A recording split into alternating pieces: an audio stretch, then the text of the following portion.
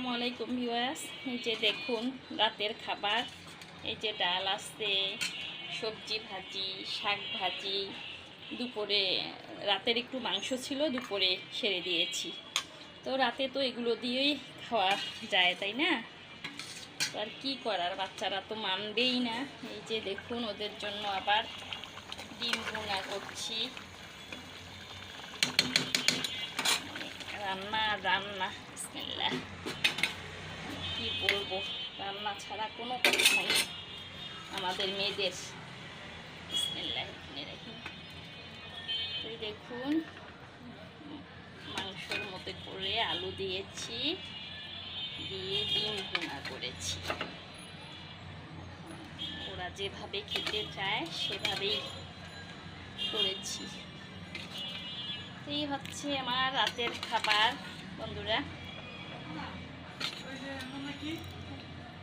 আসছি, এই হচ্ছে আমার রাতের খাবার বন্ধুরা।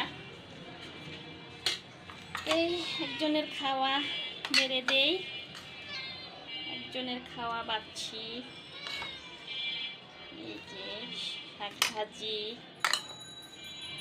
সবজি ভাজি।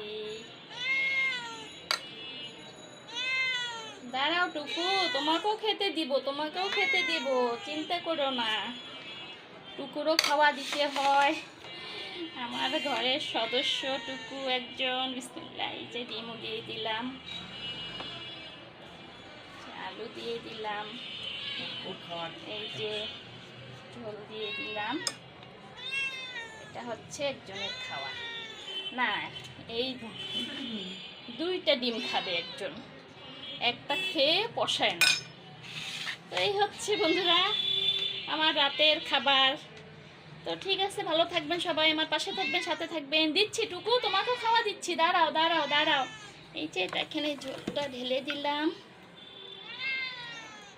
দিচ্ছি, দাঁড়াও একটু ধৈর্য ধরো। তো ঠিক আছে বন্ধুরা, আমার সাথে থাকবেন, পাশে থাকবেন। আল্লাহ হাফেজ, আসসালামু আলাইকুম।